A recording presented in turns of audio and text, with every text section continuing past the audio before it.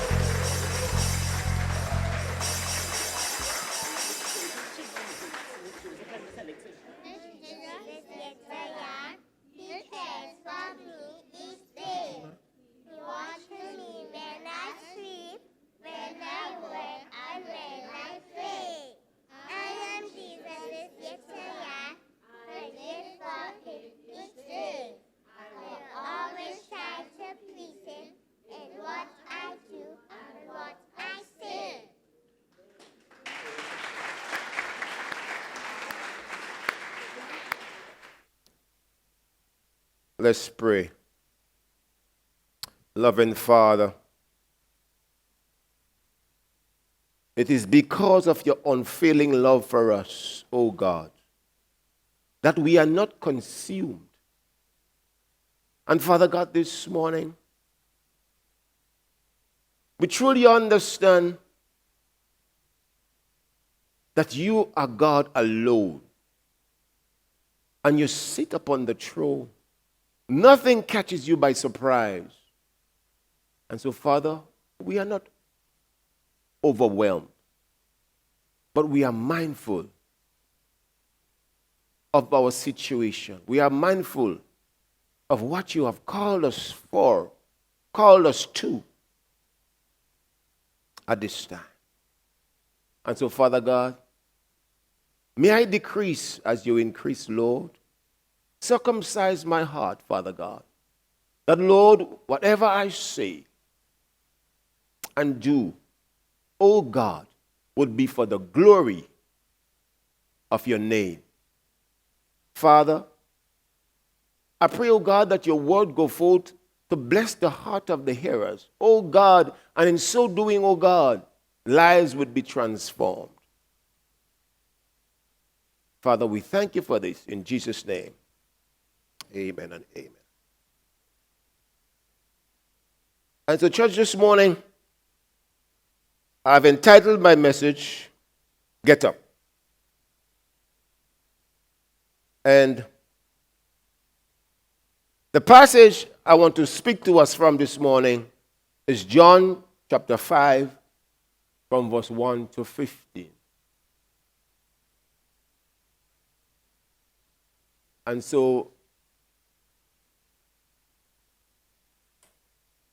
we would look into the word at this time.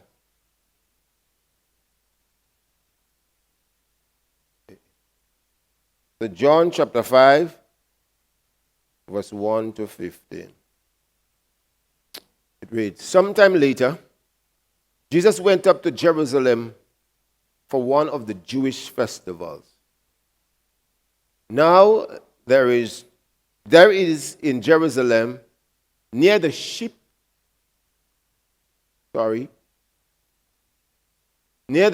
gate a pool, which in Aramaic is called Bethesda, and which is surrounded by 5 covered colonnades. Here a great number of disabled people used to lie: the blind, the lame, the paralyzed. One who was there had been an invalid for 38 years. When Jesus saw him lying there and learned that he had been in this condition for a long time, he asked him, "Do you want to get well?" "So," the invalid replied, "I have no one to help me into the pool when the water is stirred. While I am trying to get in, someone else goes down ahead of me." Then Jesus said to him, "Get up, pick up your mat and walk." At once the man was cured. He picked up his mat and walked. The day on which this took place was a Sabbath. And so the Jewish leaders said to the man who had been healed, "It is the Sabbath. The law forbids you to carry your mat." But he replied, "The man who made me well said to me, 'Pick up your mat and walk.'" So they asked him, "Who is this fellow who told you pick it up and walk?" The man who was healed had no idea who it was, for Jesus had slipped away into the crowd that was there. Later, Jesus found him at the temple and said to him, "See, you are well again. Stop sinning, for something worse may happen to you." The man went away and told the Jewish leaders that it was Jesus who had made him well.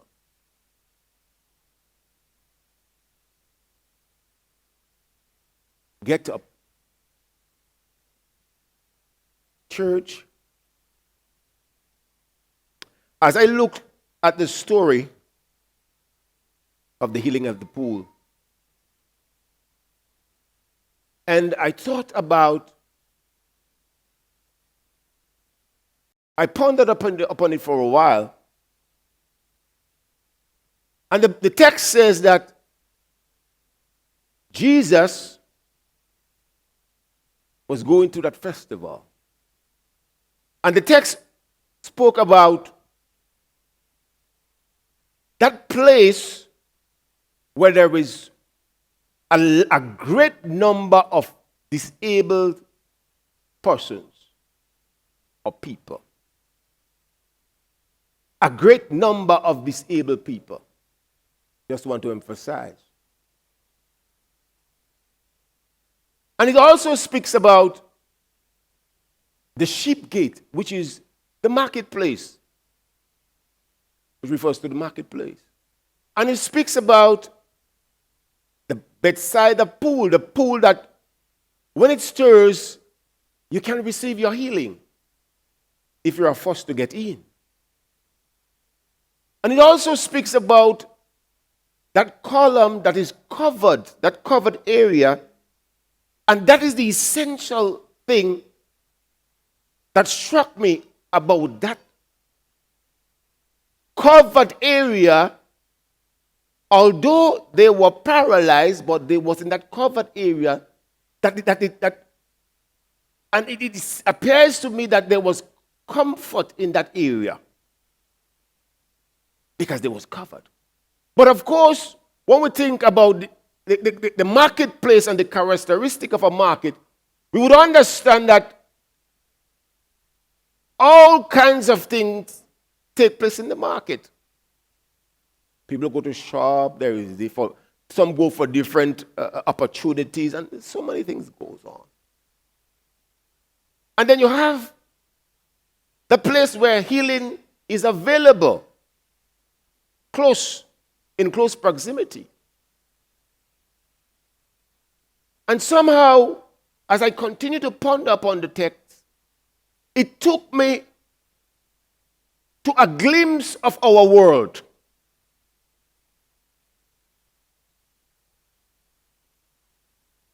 How we have so much paralyzed and disabled and lame people in our world that need Christ, that need love, that need salvation. And they are paralyzed because of sin and disobedience. But when I take even closer look, it brings me to our very communities that we exist in as Christians. And of course, it spoke loudly to me. Oh, how my heart sunk. Because I am existing and I am in a community that is disabled. And as a child of God, as someone who has been saved, and the Great Commission is given to us, it begs the question to me, then what am I doing?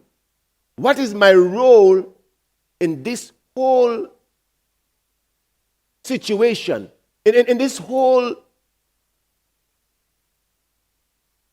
aspect of being able to restore and to bring some semblance to our communities?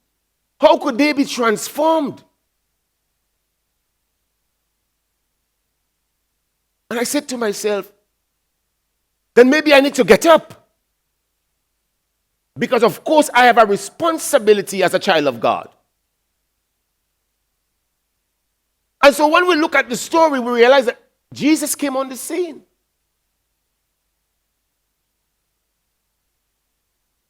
And then it draws me to a place where, out of all the disabled people that were there,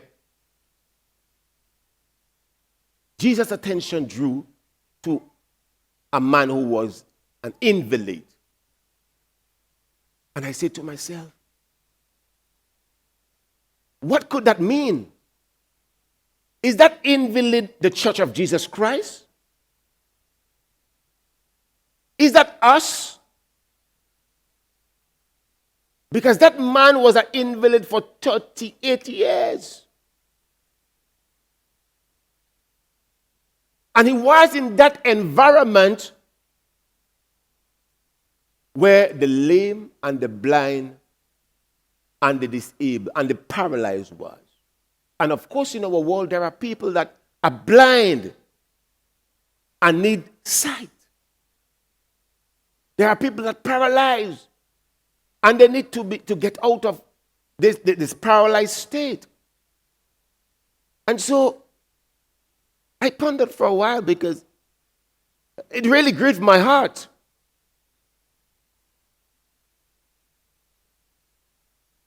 But Jesus came on the scene.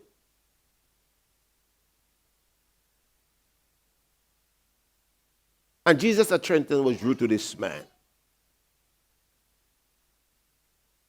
And so, church, what is our place in the whole scheme of things? Because Jesus was the representation of transformation and change.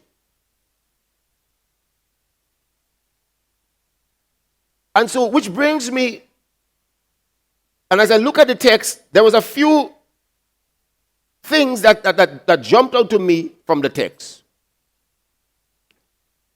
That Jesus is the only source that can bring change in our situation. And you might ask yourself, then what that has to do with me? But we represent Jesus Christ. We are the hands and feet of Jesus Christ. We are his ambassadors. We have been empowered by Jesus Christ to go into all the world and to preach the good news, to transform the lives, to get people out of the disability of sin. Because they need salvation. They need to hear the good news. They need to know, as the children were singing, that they are loved.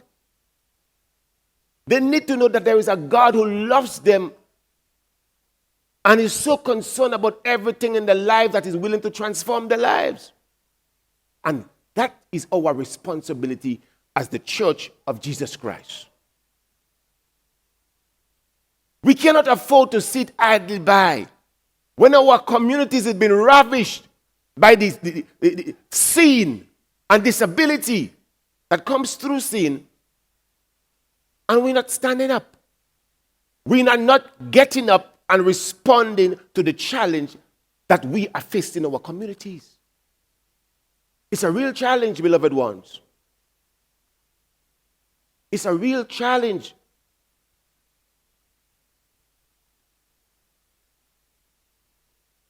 But Jesus' attention will draw to that man.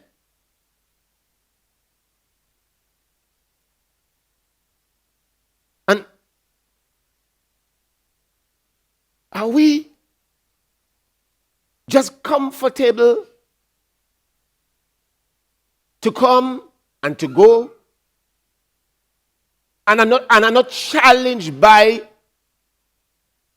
our situation in our... Are we not challenged, beloved ones?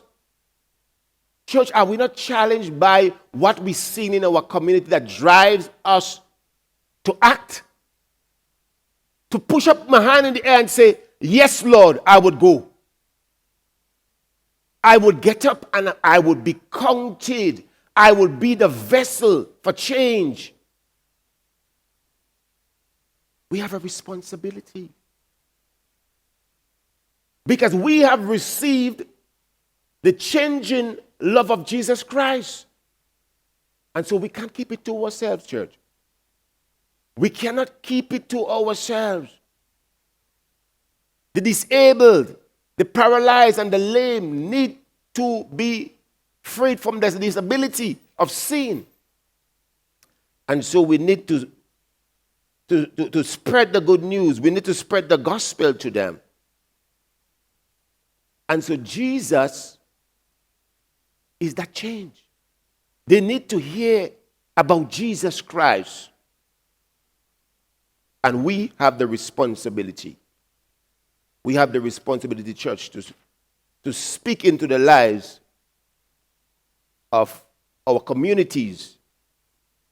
And so when our communities are changed, then by large, our nation is being changed as well. Because we are part of the country, and we are part of our nation. And so we have to be mindful. But I want us to look at Hebrews chapter 12 and verse 10. And I think that text would sort of bring out where we intend to go. Hebrews chapter 12. And I want to read from verse 10. I can read it for you. It says, they disciplined us for a little while as they thought best. But God disciplines us for our good, in order that we may share in his holiness. No discipline seems pleasant at the time, but painful later on. However, it produces a harvest of righteousness and peace for those who have been trained by it. Therefore, strengthen your feeble arms and weak knees. I go on to 13. Make level paths for your feet, so that the lame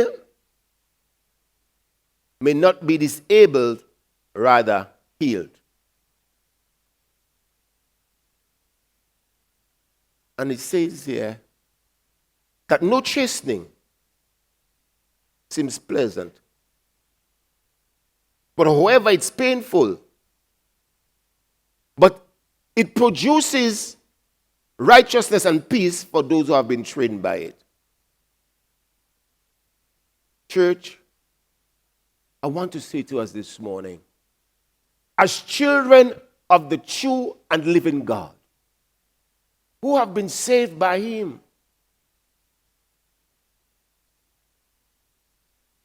and who is chasing after us because he wants to use us for his glory. But church, we need to be transformed to be able to transform the life of others.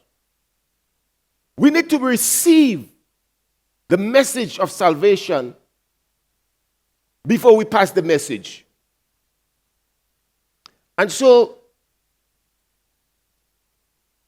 the Bible says that we should strengthen our weak arms. I want to get it right. It says, yes, strengthen your feeble arms and your weak knees. Make level path for your feet. We are called to live upright lives that will rather than hinder draw persons to Christ Jesus. Church, we are called to live upright lives. And by the mere demonstration of the lives that we live, we will draw people to Christ Jesus. But however, and it so sometimes makes it difficult for us, because sometimes I have to apologize for my Christians, brothers and sisters. Because somebody would draw to my attention and says, but look, your brother claiming to be a Christian, but look the life he's living. I wouldn't want to gravitate to that life. Because the Christian know, the people in the world know how we are to live. Because they always point to us and say, you're a Christian and look how you're living. Look what you're doing. So they know that we are called to live upright lives. And so when our lives is not a true reflection of the gospel and Christianity, now we create hindrance. Now we are stumbling block to the kingdom of God. And so instead of we causing people to gravitate towards Christ, we create disability. Because we're not a true representation of who Christ is. They're not seeing the Christ in us that they would want to gravitate to who Christ is. That they would want what we have. And so we are called to be that example. We are called to demonstrate the Christ in us. That the world who is disabled by sin would want to gravitate to the Christ in us. And so we had to be mindful of that, church, this morning, that we are called to live upright lives. Lives that is worthy of good report. That when we get there, we would hear, well done, good and faithful servant. And that's what we need to hear. Not say, go away from me, I know you're not. And so, church, we must be mindful that we are called to that life. We cannot be a catalyst for change if we are not truly changed. Church, we cannot be catalysts for change if we are not truly changed. We need to be changed by the love and the grace of Jesus Christ that has been spread about in our hearts. And so if we are not changed by it, then we will not be able to provoke change in the life of others. And so the text says that there was a great number of disabled people that was lying in that place. And as I said earlier on, it reminds me of a reflection of our community. And then I went on to speak about the man who was blind, who was an invalid for 38 years. And so when Jesus saw that man, he said to him, do you want to get well? And notice that the man never asked Jesus for healing. But Jesus asked him, do you want to get well? And the response that the paralyzed man gave took me back a little bit. Because here it is that even if he was paralyzed,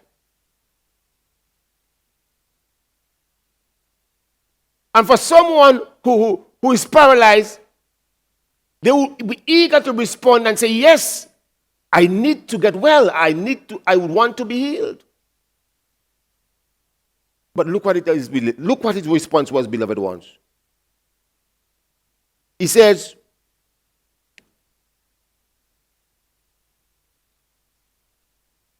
sir, the invalid replied, I have no one to help me into the pool when the water is stirred. While I am trying to get in, someone else goes down ahead of me. Church, we cannot. When we make excuse for our disability, it keeps us in that place of disability. And there it is that Jesus, who is able to change the man's situation, is able to forgive him, is able to receive salvation, is able to receive forgiveness. But the man focuses and blames everybody else. So he was making excuses for his disability. And church, that takes me to a place. It brings me back to that place when before I came to Christ. When I was blind by sin and disobedience, I made excuses for my disability. I made excuses for things that are going on in my life. And so, it's a real issue for us as Christians today that we ought not to make excuses for the situation that we encounter. But we must rise to the occasion and own our disability, because our disability has us paralyzed. We are paralyzed because there are situations in our lives that we need to we need to remedy, we need to fix. And Jesus is saying to us, get up. You need to get well. We need to fix the situations in our lives because God wants to use us. But unless we own it and acknowledge our disabilities, we would not be able to come to that place of repentance. And so we are paralyzed by our situation. And so much so in our everyday lives. We are paralyzed by sin. And so we once knew Christ, but we fall away from Christ. And we find ourselves in a place where all kinds of things happens to us. Sometimes we go to drugs, we go to alcohol. All kinds of things happen to us because we knew the God of change and we fall away. But look what we do sometimes. We blame everybody else for our situation than ourselves. Instead of we acknowledging our disability, the disabilities in our lives, we blame everybody else for we not able to get freed from our paralyzed state. And there it is that the disabled man was blaming everybody else and not taking responsibility for his life, not taking responsibility for what he's encountering in his life. And so, church, we must be mindful that we need to take responsibility for where we are at.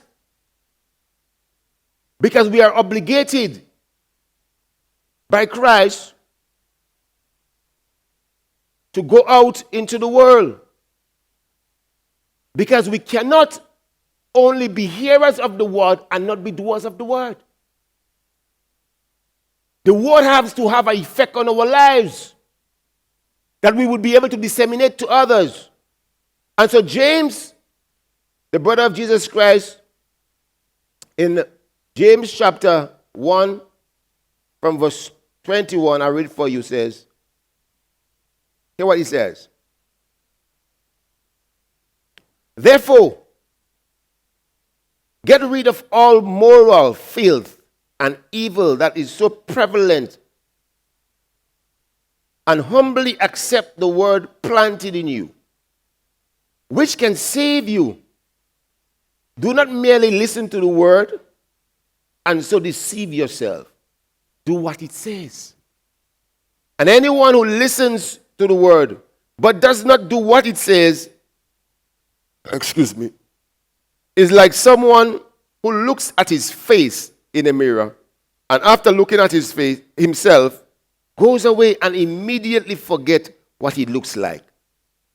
But whoever looks intently into the perfect law that gives freedom and continues in it, not forgetting what they have heard, but doing it, they will be blessed in what they do.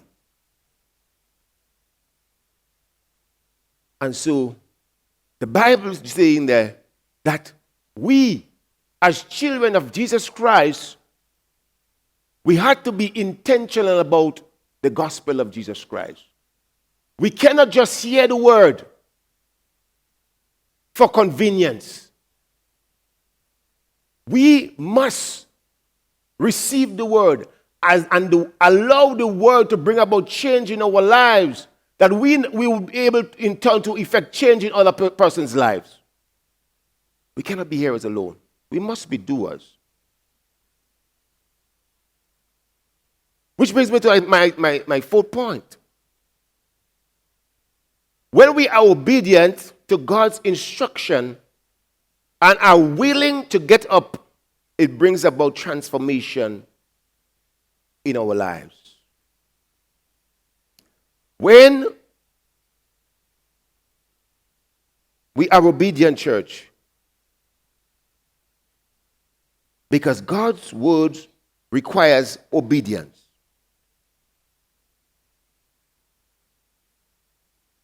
And so, if we're not obedient to God's word, there would be no transformation in our lives. So let's look at verse 8. Yes, and 9. Verse 8 and 9. It says, then Jesus said to him, get up, pick up your mat and walk. At once the man was cured, and he picked up his mat and walked. The day on which this took place was the Sabbath. And so when we are obedient to God's word and are willing to get up, it brings about transformation in our lives. Look at what happened in verse 8. Jesus spoke to the man and said to him, do you want to get well? He made excuses for his disability. And here it is that Jesus said to him, get up, pick up your mat and walk. Jesus spoke to the man, but it took his obedience to cure him of his disability. And so much so, church, we are sometimes in that place of disobedience, and God is speaking to us, but we are so stuck and bent on what we want to do, we're not heeding to God's call on our life. Because we are in a place that God wants to take us from, but we are so bent and we are so disobedient that we are not listening and we are not obedient to God's instruction. But what we want is what we want. And so God wants to take us from that place, to elevate us, to use us for his glory, but we are disobedient. And church, we need to get away from this disobedience. To truly be healed and to truly be healed of our paralysis, we need to get away from this disobedience and heed the word of God. We need to heed the word of God, which would be able to transform our lives, which would heal us of our disability. And so, now listen to the change that came about in the man's tone. At once the man was cured. And now he starts speaking differently. Listen to what he says. He says, but the man replied, the man who made me well said to me, pick up your bed, your mat, and walk. And so the man was challenged by the authorities. He was challenged because What he was doing was forbidden because it was the Sabbath. But notice, the man didn't make an excuse now. He said to them, the man who healed me told me to take up my bed and my mat and walk. Church, as children of God, when we encounter the fullness, when we are obedient to God's instruction, which will provoke the passion for souls and lives to be transformed. Now, even if the man could have faced a legal reprimand by the authorities of the day, but now he was not concerned about what his situation was. Now he was more concerned about pointing others to Jesus Christ. And so his tone changed from making excuse for himself and saying, the man who healed me told me pick up my mat and walk. And so, church, that's what it is for us as children of God. When we are truly changed and transformed by God, when we are obedient to God's instruction, now our lives are truly changed by Him. When we get rid of the filth and the sin and disobedience in our lives, now our lives has truly changed, and now we are ready to be used by God. And so our lives would be truly changed. And so when that happens, we point people to Jesus Christ, the hope of glory, the one that is able to change your paralytic state. And so now we are able to transform lives. And so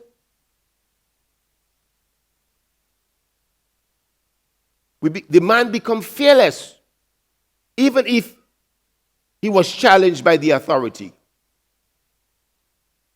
Church, that brings me to my fifth point. When we truly encounter Jesus Christ, everything about us changes. We see differently, we speak differently, and we act differently. Church, if that is the only thing you would hear this morning, hear me. As children of God, sometimes we walk in that place of Christianity. And we are quick to tell people that we are Christians. But do we truly understand what it is to be a Christian?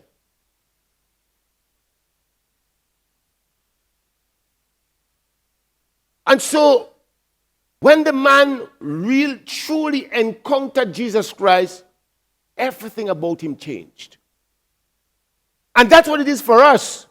When we truly encounter the saving grace of Jesus Christ, everything about our life changes. Because the Bible says, every man in Christ is a new creation. All things are passed away, behold, new things. And so, church, now, we speak differently. We act differently.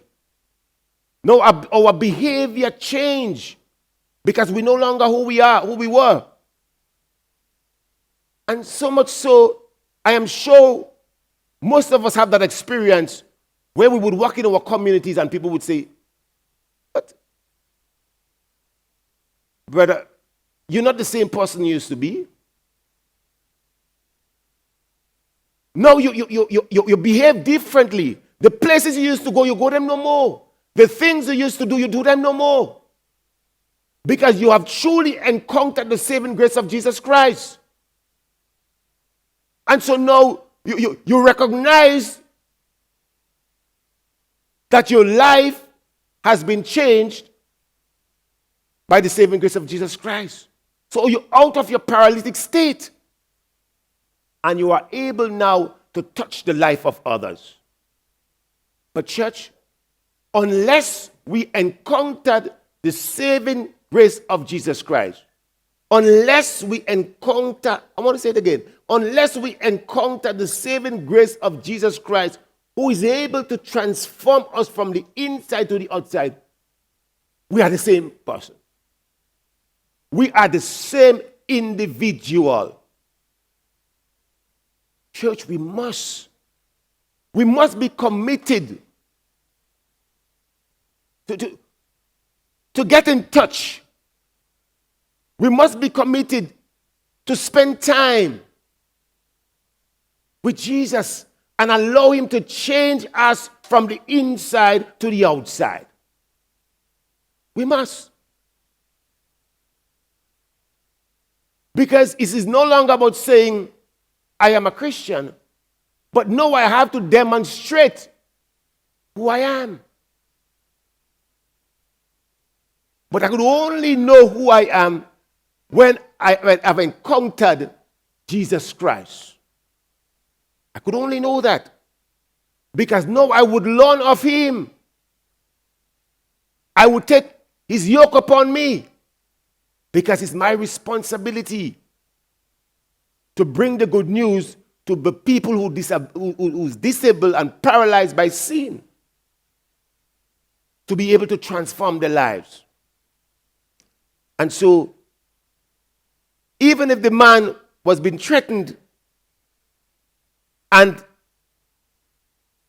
they told him what he was doing was wrong, he said, no, the man who healed me was the one who said to me, pick up my mat and walk.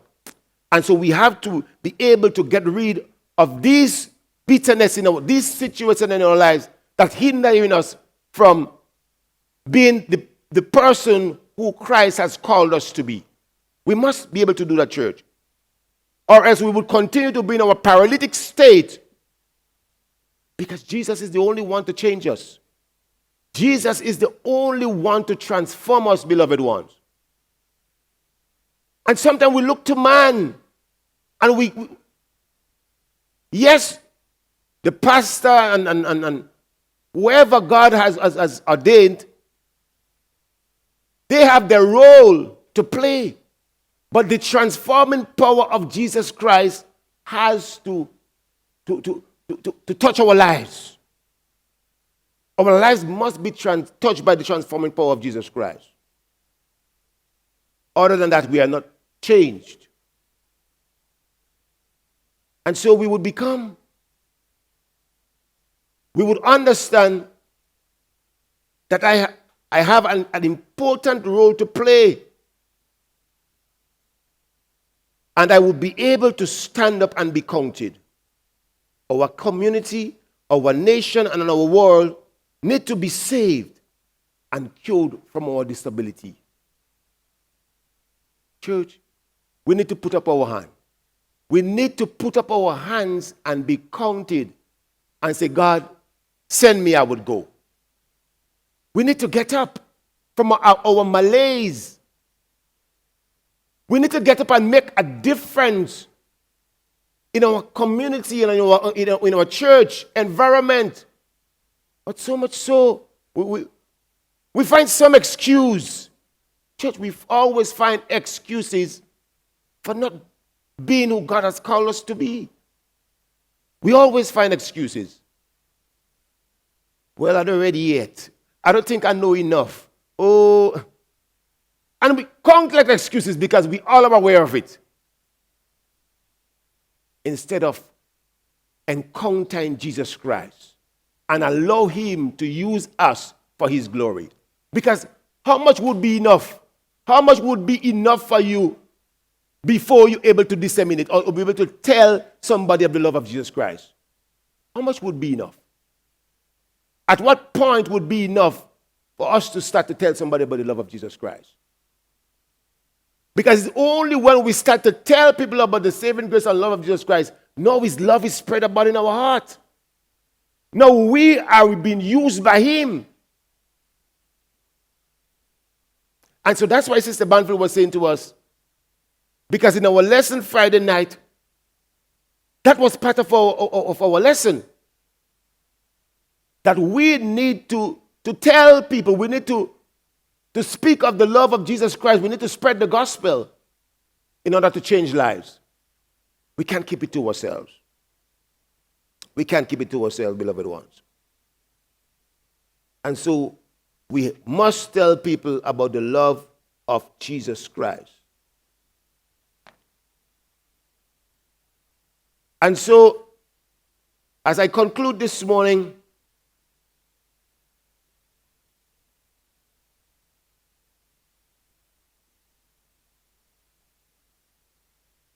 we have not truly encountered the source of change if our lives have not inspired others. We have received the Great Commission. It was given to us as Jesus' hands and feet to go into all the world and to preach the good news. Every one of us who have received salvation, we have a responsibility. We have a responsibility to spread the gospel to the disabled, to the paralyzed in our community whose lives have been ravished by sin and disobedience. Our nation, whose people go about living their life day by day, comfortable in their situation, comfortable in the state. But we who have called by Jesus Christ, we have to make the difference in their lives. And it's only when we spread the gospel to our communities will be changed. And so we have a responsibility. It's upon us. It's upon us, beloved ones. We cannot just sit idle by and in the comfort of not wanting to be rejected. But we, Jesus Christ, faced the greatest rejection for us. And so we ought to understand the cost of the cross. If we understand the cost of the cross, beloved ones, we wouldn't keep it to ourselves. We would not keep it to ourselves. But we would understand our responsibility. And each and every one of us need to get up, put up our hands and say, I have a responsibility. I need not look around me at who is doing what, but I have a responsibility to bring about change in my community, in my nation. And it's about me taking up that responsibility and speaking into the lives of those people in our communities who need to receive Jesus Christ. And so, church, I want to read for us from the book of Matthew 28, 19 to 20.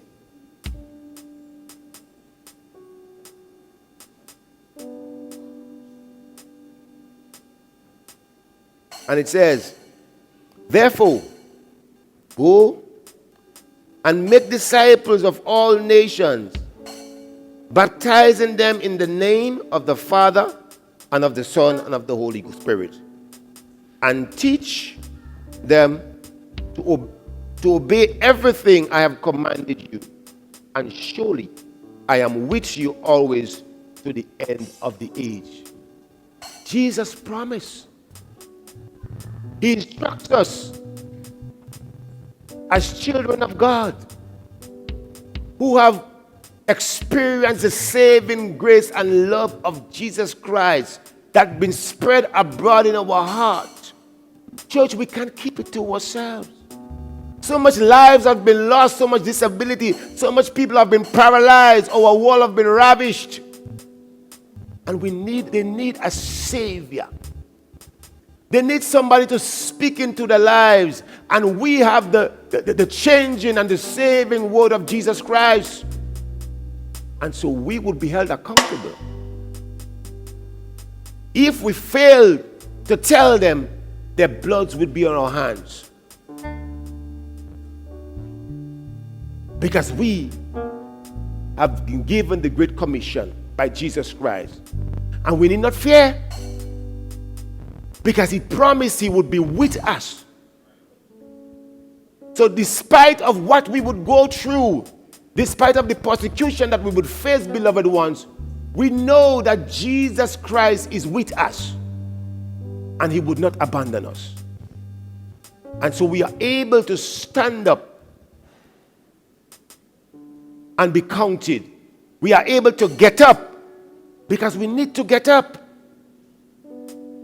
Because our world is dying. And a solution is needed. And we have the solution.